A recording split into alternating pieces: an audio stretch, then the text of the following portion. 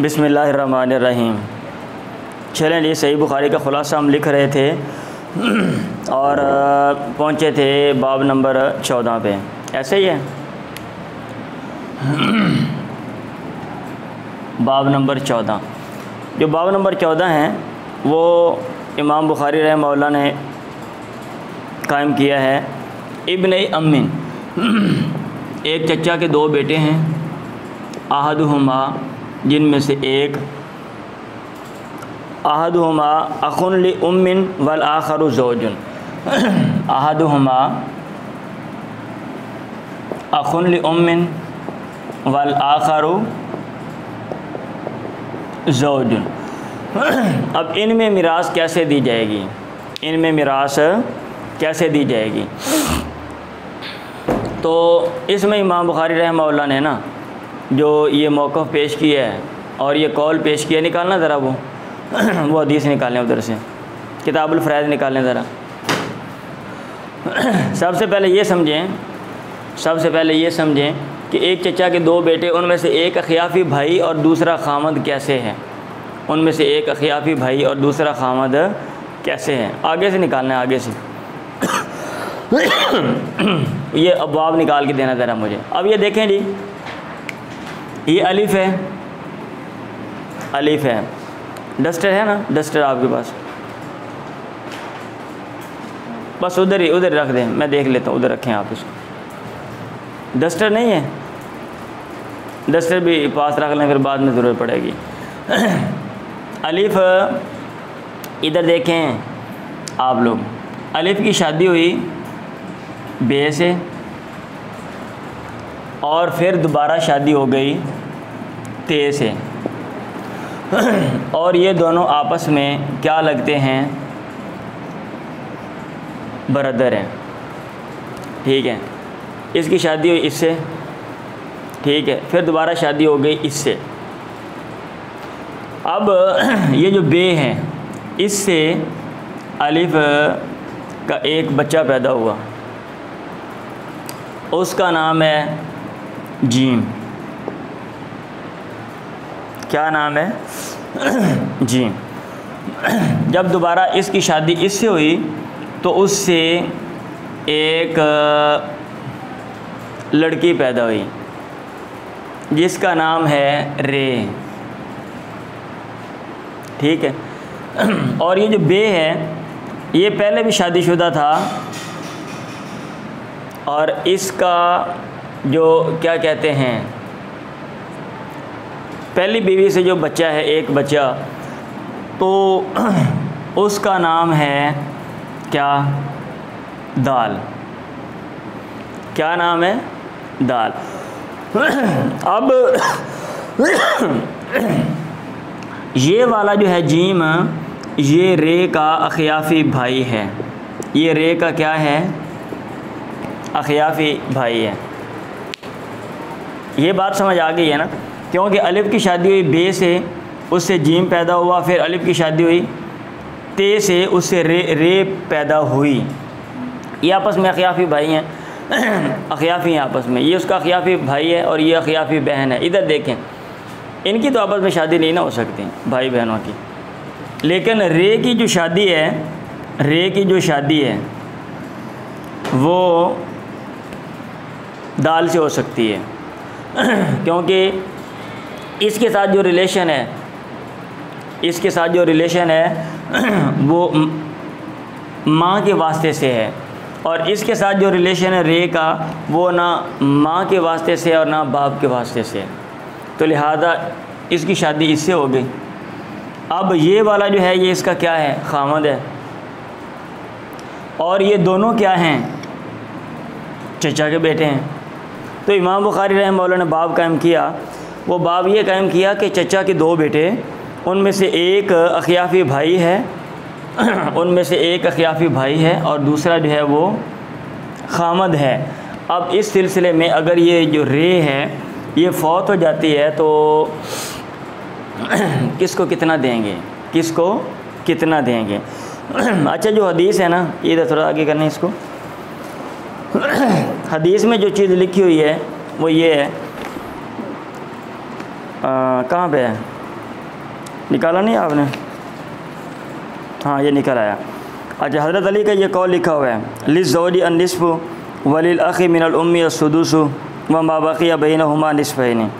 ख़ावंद के लिए निसफ़ है और अख़ियाफ़ी भाई के लिए सुदुस है, और जो उनके दरमियान बाकी बच गया वो निसफ़ है। ये लें, पकड़ें इसको। ख़ावंद के लिए निसफ़ है और अख़ियाफ़ी भाई के लिए छठा हिस्सा है।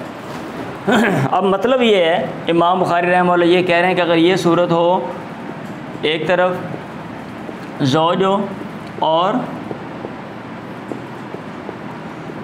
आख़ मिनल उम, औलाद मौजूद नहीं है, औलाद मौजूद नहीं है, तो इसको क्या देते हैं? निस्फ़। और आख़ मिनल उम अकेला, इसको क्या देते हैं? सुदुस। आप माल के कितने हिस्से करेंगे? हाँ माल के कितने हिस्से करेंगे? 6। इसको निसब दिया, छठा हिस्सा दिया, बाकी जो 2 बच गया है वो दोनों में निस्फ़ैन वमा बैनहुमा वमा बक़िया बैनहुमा निस्फ़ैन। तो एक ये उनका हिस्सा है, ये उनका हिस्सा है। ठीक है जी, समझ आ गया? इसमें कोई क्वेश्चन तो नहीं है। अब आप इसमें गौर व फिक्र करें, कोई और सूरत समझ आती है आपको इस मसले में?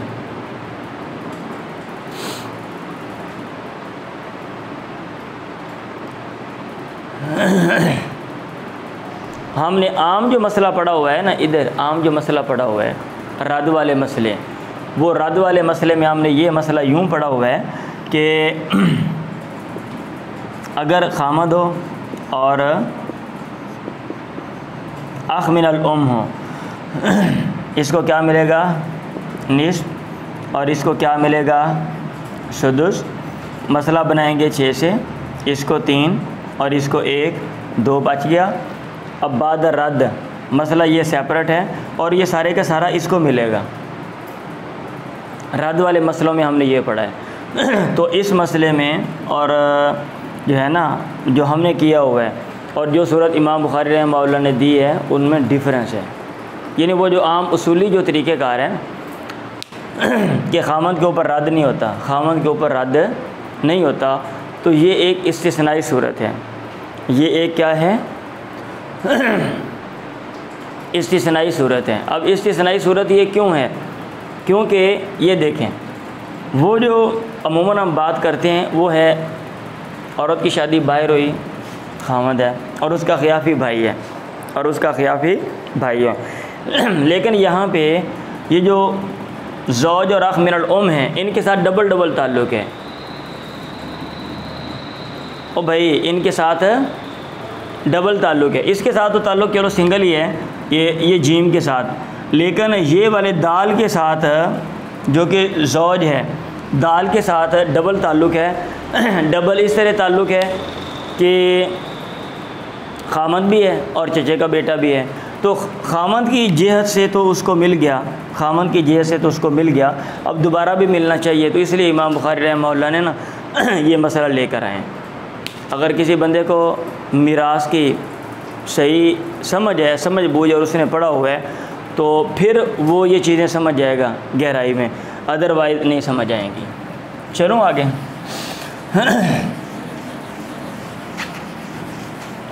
अगला जो 15वां बाब इमाम बुखारी रहमतुल्लाह कायम करते हैं वो है ज़वील अरहाम के बारे में, कि ज़वील अरहाम जो हैं ये वारिस हैं। आपको मैंने बताया हुआ है वरसा की कितनी किस्में हैं? वरसा की 3 किस्में हैं।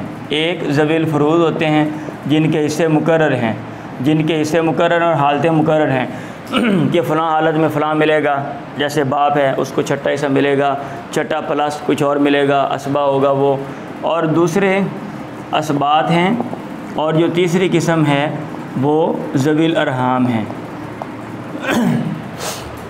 इनके बारे में इत्तिफ़ाक़ है सब लोगों का कि इनको मिलता है, और इनके बारे में इख्तिलाफ़ है। अगर कोई बंदा फ़ौत हो जाता है, फ़र्ज़ किया वो इसमें से भी कोई भी नहीं है और इसमें से भी कोई नहीं है, और ज़वील अरहाम में से वारिस हैं, तो जो लोग कहते हैं ज़वील अरहाम को नहीं मिलेगा जो लोग कहते हैं ज़वील अरहाम को नहीं मिलेगा, वो कहते हैं फिर उसकी जो जायदाद है वो कहाँ पे चली जाएगी, स्टेट के पास चली जाएगी, रियासत के पास चली जाएगी, बैतुल माल में चली जाएगी।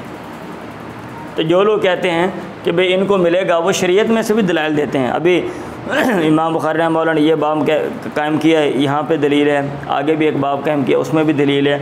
दूसरा वो ये कहते हैं अगर आप अकल से काम लें, अगर आप अकल से काम लें तो अकल भी ये कहती है। ये देखें, रियासत में जो लोग होते हैं, आप इनकी जो जायदाद है आप उनके ऊपर लगाते हो, क्यों?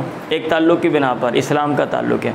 अच्छा भाई, जो लोग रिश्तेदार हैं अगरचे दूर के, उनके साथ डबल ताल्लुक़ है ना, इस्लाम का ताल्लुक़ भी है, इस्लाम का ताल्लुक़ भी है और रिश्तेदारी का ताल्लुक़ भी है, सही। तो लिहाजा इनको प्रेफर करना चाहिए। अगला जो बाब कायम किया इमाम बुखारी रहमतुल्लाह ने वो है मिरासुल मुलाअनती। एक औरत से लियान किया गया है तो उसकी जो मिरास है, लियान किया गया उसकी मिरास, उसका वारिस कौन है? तो भाई उसका वारिस उसका बेटा है और वो बेटे की वारिस है, यानी उनका मामला सेपरेट हो गया, उनका मामला क्या है? सेपरेट है। अगला जो बाब है वो है अल वलदु लिल फिराशी। अल वलदु लिल फिराशी हुर्रतन कानत औ आमतन, हुर्रतन कानत औ आमतन। अब बीवी जिसकी शुमार होती है, औरत का ताल्लुक़ जिसके साथ है, औलाद भी उसी की होगी जब तक उस ताल्लुक़ में बंधी हुई है। अल वलदु लिल फिराशी का ये मतलब है, औलाद बिस्तर के लिए साहिब बिस्तर की है, वो औरत आज़ाद हो या कि लौंडी हो, ठीक है। ये देखें, ये जो उसूल बयान किया ना, ये उस वक़्त जो सूरत हाल थी उसके मुताबिक है, और वैसे आम ये उसूल है, लेकिन बाज़ सूरतें इसमें से बाहर निकल जाएंगी, बाज़ सूरतें इसमें से क्या होंगी? बाहर निकल जाएंगी। और जदीद जो है ना, जदीद दौर में क्या कहते हैं, बाज़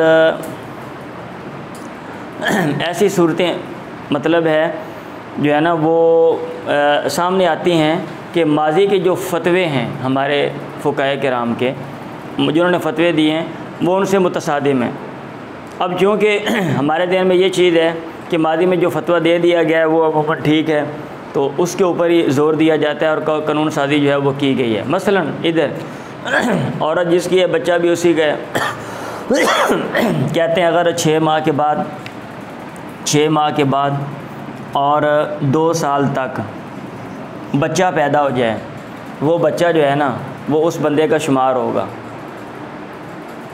ये फतवा है। इसके ज़मन में मैं एक बात इजाफ़ी कर रहा हूँ। अगर औरत से शादी हुई है और बच्चा पैदा हो गया किसके बाद? 6 माह के बाद। औरत से शादी, बच्चा का पैदा हो गया 15 माह के बाद, और तो वो बच्चा उसी बंदे का है। क्यों? क्योंकि इसके ऊपर कोई एक नज़ीर मिल गई। देखें, कोई एक ऐसी सूरत पेश आई कि एक औरत को बच्चा जो है वो तकरीबन 2 साल के बाद पैदा हुआ, तो उन्होंने इससे जनाब ये कह दिया कि 2 साल तक हो सकता है। अब आजकल आपको पता होना चाहिए, अगर कोई बच्चा पैदा होता है ना तो उसकी लाइफ कितनी है, हाँ, उसकी उम्र कितनी है, उसकी एज कितनी है, लाइफ कह रहा हूँ, उसकी एज कितनी है वो बता देते हैं। ठीक है, वो ये बताते हैं कि बच्चे की एज जो है वो 7 माह है या 8 माह है या 9 माह है, ये पता चल जाता है, बता देते हैं। अब ये देखें, एक औरत से शादी हुई है और बच्चा जो है वो 7वें माह पैदा हो गया, और बच्चे की जो एज बताई जा रही है वो है 9 माह, तो वो बच्चा उस बंदे का कैसे होगा? ठीक है। अभी एक बंदे की शादी हुई है, 2 माह के बाद बंदा जो है वो बाहर चला जाता है। कहाँ चला जाता है? वो बाहर किसी मुल्क में चला गया, और 18 माह के बाद बच्चा पैदा होता है, 18 माह के बाद, और बच्चे की जो एज है वो है 9 माह, 9 माह का बच्चा है वो। अब उस फतवे के मुताबिक तो ये बच्चा भी साहिब फ़राश का है, लेकिन ये जो जदीद सूरतें हमारे सामने आ गई हैं ना, जिन पर मादी में जो है ना क्या कहते हैं रोशनी नहीं पड़ी थी, तो मेरे ख्याल इनमें गौर व फिक्र की ज़रूरत है। और बाकायदा ये कानून बना हुआ, हमारे ये कानून में लिखा हुआ है कि 2 साल तक पैदा हो जाए, लेकिन भाई इन सूरतों का फिर आप क्या करेंगे। और जो हमारे पास सोर्सेज हैं, वो सो रहे हैं आप लोग भी खड़े हो जाएं, जो हमारे पास सोर्सेज हैं, ज़राए हैं, सुन लें। अच्छा, उनमें जो गलती का इम्कान है ना, वो आप कह लें कोई 1% है। अगर एक चीज़ 99% ठीक है, गलती का इम्कान 1 है, तो इस इम्कान को आप इसका एतबार नहीं करते हो। क्या करते हो? और भाई इसका एतबार नहीं किया जाता। इम्कान बहुत ज़्यादा हो तो फिर अगर वो 10 पेशीन गोइयाँ करे, 10 के बारे में बताए और 5 में वो गलत हो, 4 में गलत हो, तो हम ये कहेंगे कि भाई गलत भी हो सकते हैं, लेकिन हम इम्कान बहुत कम है।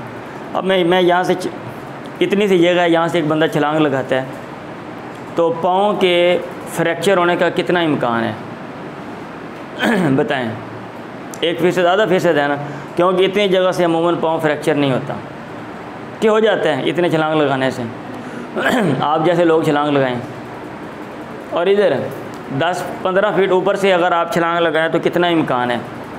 अब 15 फीट ऊपर से एक बंदे ने छलांग लगाई, आप मुझे ये बताएं, 15 फीट ऊपर से बंदे ने छलांग लगाई, 20 फीट ऊपर से लगाई, 25-30, और उसको कुछ नहीं हुआ, आप ये कहेंगे भाई 30 फीट ऊपर से जो भी छलांग लगाएगा उसका कुछ नहीं होता? और यहाँ पे किसी ने छलांग लगाई और उसका पाँव फ्रैक्चर हो गया, आप ये कहेंगे? आप जो ज़्यादा सूरत हाल है उसका एतबार करते हैं।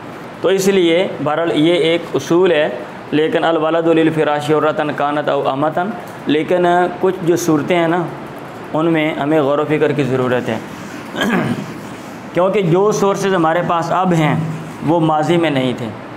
ये इन 100-200 सालों में बहुत ज़्यादा दुनिया ने तरक्की की है।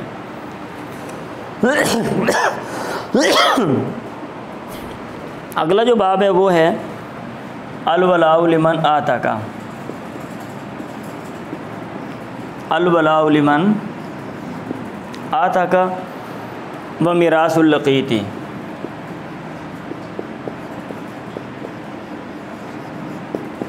उठाए हुए की मिरास, वला उसके लिए जिसने आज़ाद किया। आजकल तो आज़ादी का तस्वुर ही नहीं है, लिहाजा वला का दरवाज़ा ही बंद है, ठीक है।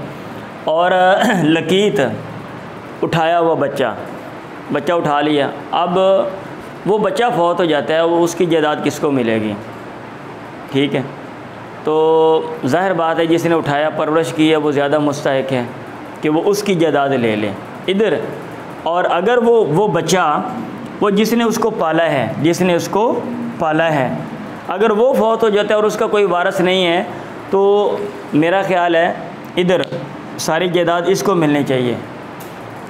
अगर उसके और कोई वारिस हैं तो फिर वो ज़िंदगी में कुछ ना कुछ इसको दे दे और वसीयत भी इसके बारे में कर सकते हैं, ठीक है। और ये इशू भी आजकल हमारे मुल्क में बहुत ज़्यादा है। लकीत बच्चे जिनको अमूमन लोग फेंक देते हैं और उठाए जाते हैं, आपके हिसाब से हमारे मुल्क में कितने होंगे? कोई मुझे बता सकते हैं? हाँ जी, कोई मुझे बता सकता है हमारे मुल्क में उठाए हुए बच्चे अंदाज़न कितने होंगे जिनके माँ बाप का पता नहीं है? भाई जिनके माँ बाप का पता नहीं है, मैंने इसके ऊपर पढ़ा था एक दफ़ा, तकरीबन 1 मिलियन बच्चे हैं। आज से 3-4 साल पहले रिपोर्ट है, 1 मिलियन 10 लाख बच्चे ऐसे हैं कि जिनके माँ बाप का पता नहीं है। लोग गुर्बत की वजह से फेंक देते हैं, और या फिर अमूमन वो बच्चियाँ होती हैं और बच्चियों को वो फेंक देते हैं कि भाई बेटी क्यों हुई है, जबकि ये जदीद इधर ये वो दौर है, यहाँ पे ज़राए, सोर्सेज और रास्ते सब के लिए खुले हुए हैं। बहुत से लोग हैं, सुन लें, बहुत से लोग हैं जिनके 6-6 और 8-8 बेटे हैं और सब सड़कों के ऊपर रेड़ियाँ लगाते हैं। और बहुत से ऐसे लोग हैं जिनकी 2-2, 4-4 बेटियाँ हैं और वो सब किसी ऑफिस में किसी बड़े इदारे में ऊपर बैठी हुई हैं, अफसर बन गई हैं। बल्कि अब तो ट्रांसजेंडर उनके भी जो इदारे बन गए हैं, और जो ट्रांसजेंडर हैं जिनको आप क्या कहते हो उर्फ़ आम में, जिनको आप खुसरे कहते हो, ठीक है, वो भी लोग पढ़ ले के अब आगे जा रहे हैं।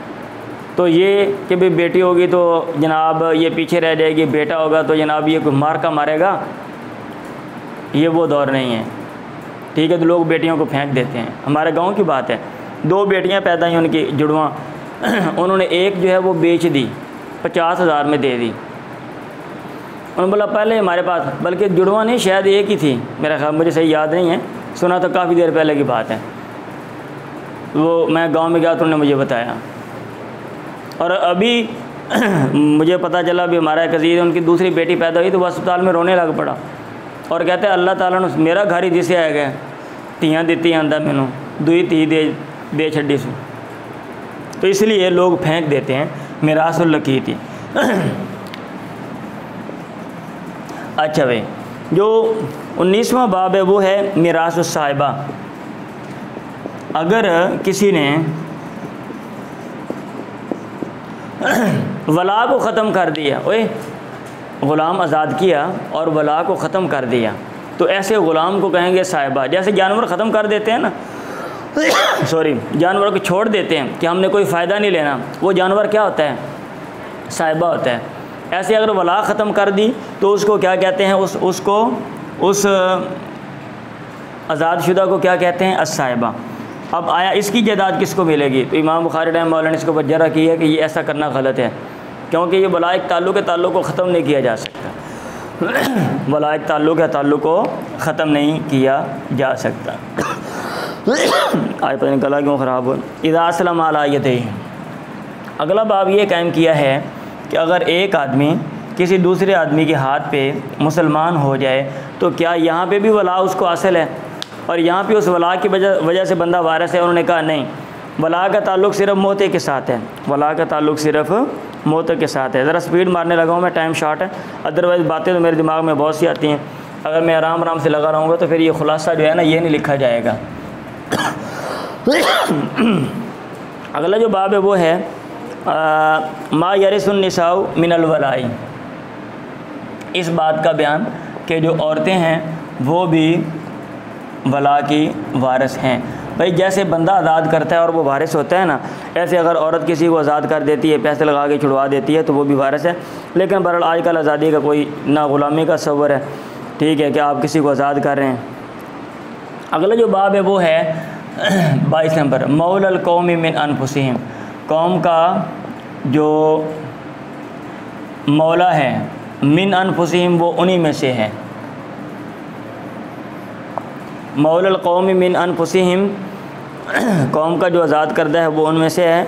व इब्नुल उख्ती या व इब्नुल उख्ती, और बहन का जो बेटा है उसकी क्या हैसियत है। ये बाब कायम करने का मकसद ये है कि अगर किसी ने किसी को आज़ाद कर दिया ना, तो उसका एक ताल्लुक़ कायम हो गया इस ख़ानदान में, उसका एक ताल्लुक़ कायम हो गया इस ख़ानदान में। और बहन जो होती है, बहन अगरचे उसकी शादी उधर बाहर चली गई है, मतलब ख़ानदान फैमिली से बाहर चली गई है, इसके ऊपर मैं ना, मुझे टाइम मिला क्योंकि कुछ चीज़ें मेरे जहन में हैं तो मैं ज़रूर फिर आपके सामने रखूँगा फैमिली सिस्टम के हवाले से, कि जिसके ऊपर हमारा ये सारा दारोमदार है और आजकल कुछ हमारे इशू हैं। अब लड़की एक घर में होती है, जब वो चली जाती है दूसरे ख़ानदान में चली जाती है, वो अलग घर है, वो पूरा सिस्टम अलग है। अब उसकी जो औलाद है वो, उनका इनके साथ कोई ताल्लुक़ नहीं, ताल्लुक़ है। तो इसे इमाम बुखारी रहमतुल्लाह ने इस्तिंबात किया है कि जो ज़ुवेल अरहाम है उनको भी जायदाद मिलेगी। भाई लोग सोते क्यों हैं? अगला जो है वो है मिरासुल असीरी। मिरासुल असीरी, जो कैदी है उसकी जो जायदाद है वो किसको मिलेगी? अगर वो मर जाए वो वैसे ही तकसीम होगी इधर, और अगर कोई और मर जाए और कैदी को हिस्सा मिलता है उसका निकाला जाएगा, और अगर वो पैसे दे के छुड़वाया जा सकता है तो उसको छुड़वाया जाएगा, उसका जो हिस्सा है। अगला जो बाब है वो है ला यरिसुल मुस्लिम अल काफिर। ला यरिसुल मुस्लिम अल काफिर। अगर आप लोग सब लोग ध्यान से लिखे ना तो ये नींद ना है, आप लोग दरमियान में लगता मिस करते हो, इसलिए फिर सुस्ती चढ़ती है आपको।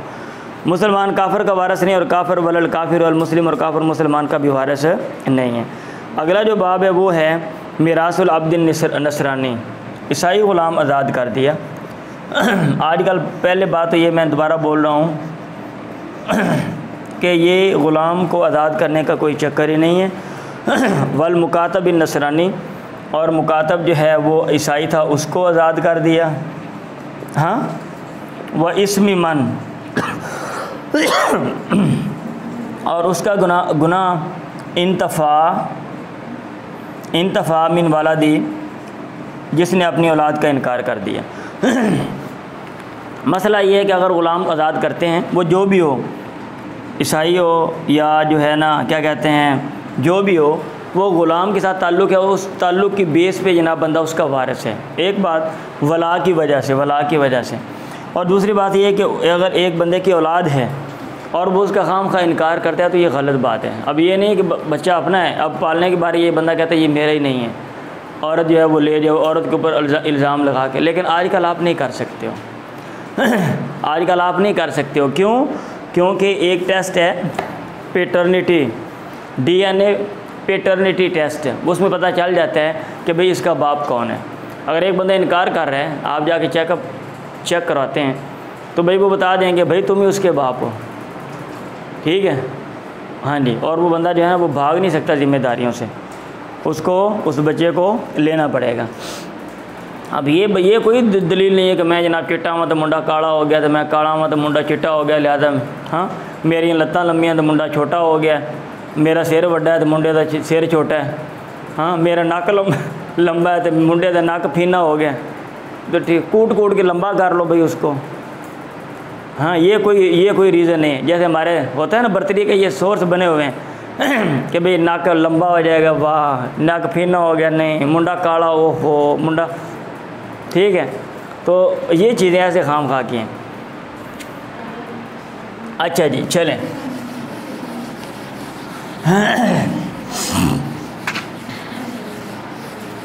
कितने बाब हो गए? एंड वाला, हाँ पूछें। एंड वाले को ये है मिरासुल अब्दिन नसरानी ये वल मुकातबिन नसरानी ये व इस्मु मन इंतफ़ा मिन वालदी। बोलने दे कोई बात नहीं। और उसका गुनाह जिसने इनकार किया अपनी औलाद का। अच्छा, और जो है ना हमारा मुझे ये समझ नहीं आती मंतक, इधर जो जदीद चीज़ें आती हैं, जदीद गाड़ियों से हम लुत्फ़अंदोज़ होते हैं, एरोप्लेन के ऊपर बैठ के जाते हैं और जदीद चीज़ें खाते हैं और लिबास में जदीद चीज़ें, और यहाँ पे कोई नज़र आने की बात है ना भी किसी ने किया था अपने दौर के लिहाज से फतवा दे दिया, अब उसमें गौर व फिक्र मज़ीद आप कर लें, बेहतर सूरत जो है वो निकल सकती है। क्योंकि हर दौर में इधर जो हमारे ये जो सोशल हमारे इश्यूज़ हैं, समाजी जो मसाइल हैं, इनमें बेहतर सूरत पेश की जाती है। लेकिन ज़रूरी नहीं है एक चीज़ जो आपके लिए बेहतर हो वो आने वालों के लिए भी बेहतर हो। कोई ज़रूरी है भी आपके लिए बेहतर हो, हाँ, और आने वालों के लिए भी वही बेहतर हो, ठीक है। तो इस तरह मतलब जो है ना हम नज़र षानी नहीं करते। क्यों? क्योंकि हमारे मतलब मज़ाहब में ये चीज़ डाल दी गई है कि भाई जो चीज़ बताई है ना और उसमें आपने गौर व फिक्र करके उससे बाहर नहीं निकलना। एक चीज़ एक्सप्लेन की है, देखें एक चीज़ है, एक कानून है, उसमें से कई सूरतें निकलती हैं। अगर किसी ने एक सूरत उसको ले ली, अब आप उसी को अपनाते हैं। अगर ये दूसरी सूरत भी निकल सकती है, तीसरी भी निकल सकती है, चौथी भी निकल सकती है। अच्छा, कितने हो गए बाब? 25 हो गया। 26 मनिद्दा अखन और इब्न अखिन। 26 जिसने दावा किया अखन भाई का और इब्न अखिन भतीजे का, ये मेरा भाई है या मेरे भाई का बेटा है। उस दौर में कर लेते थे, उस दौर में भाई कर लेते थे। इस्लाम के इब्तदाई दौर में ज़माना जाहिलियत की बातें ये नहीं माना जाएगा। वहाँ पे अल्लाह के नबी ने कहा अलवलदु लिल फिराशी। आजकल अगर कोई ये कहता है, आसान तरीका है वही DNA पेटर्निटी टेस्ट आप करो और पता चल जाएगा भाई ये किसका है, आसान सी बात है। अगला जो है वो है मनिद्दा इला गैरी अबीही। मनिद्दा इला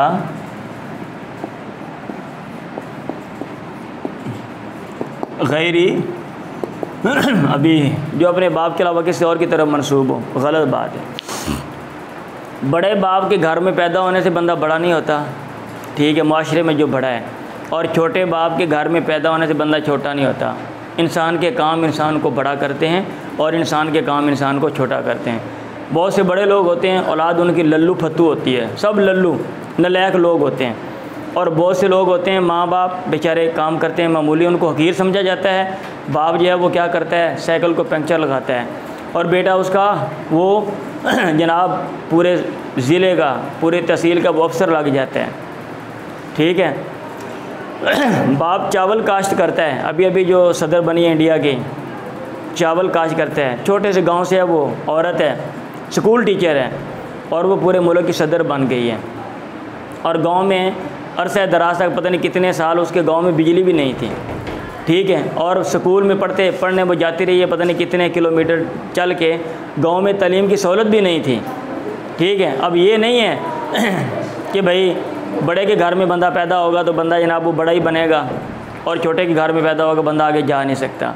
लेकिन हमारा ये मुआशरा होता है कि जो बासलाहियत लोग होते हैं उनको दबा देते हैं अपने लोगों को ऊपर रखने के लिए। अपने लल्लू फत्तू भी होंगे उनको ऊपर लगाएंगे, और जो लोग बासलाहियत हैं उनको पीछे करेंगे। क्यों? ताकि हम ज़्यादा से ज़्यादा बेनिफिट लें। और यही वजह है, यही वजह है कि हमारा जो मुल्क है, हमारे जो इदारे हैं वो तरक्की नहीं करते हैं। एक बंदा स्ट्रगल करता है, मेहनत करता है, अब आप उसके लिए रास्ते बंद करते हो और उसके वो सलाहियतें इस्तेमाल नहीं करने देते, और वहाँ पे जहाँ मतलब उस बंदे की जगह पे आप किसी लल्लू फत्तू को लगा देते हो जिसको कोई और रखता नहीं है, तो भाई इसका क्या होता है नतीजा?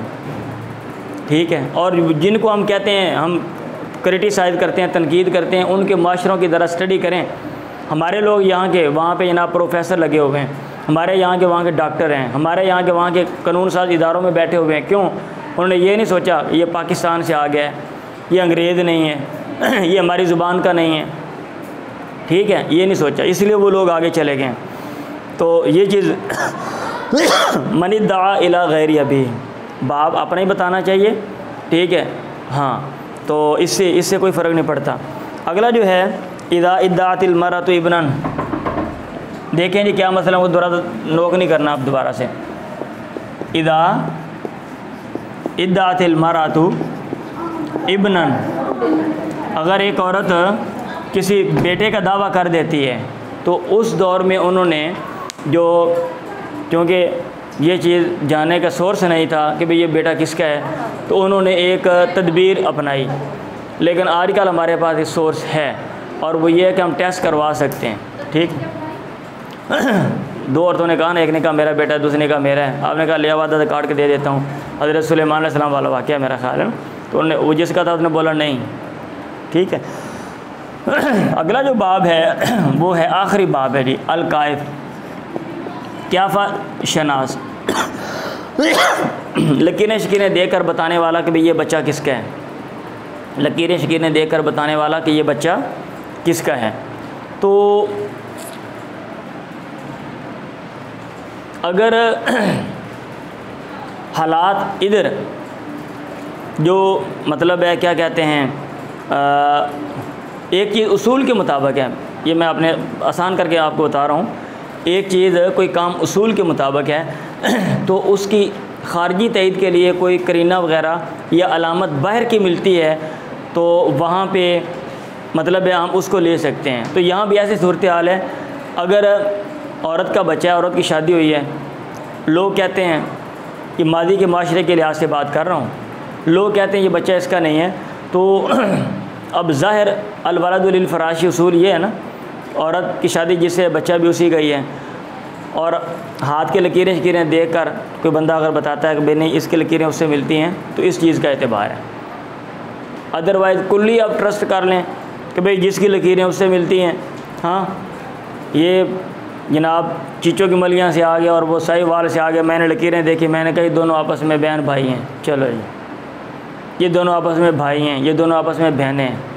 तो ऐसा नहीं है कि भाई लकीरों के ऊपर जो है ना वो कुल्ली आप ट्रस्ट कर लें और एतबार कर लें, ऐसा नहीं है।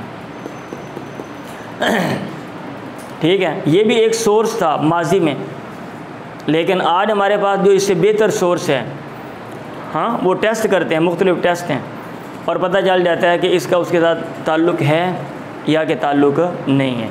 तो ये 29 अबवाब थे जी जो इमाम बुखारी रहमहुल्लाह ने कायम किए हैं, यही की वजाहत मैंने किया। अब कुछ अल्फाज के मानी, टाइम क्या हो गया, ज़रा टाइम बताना मुझे। हाँ वो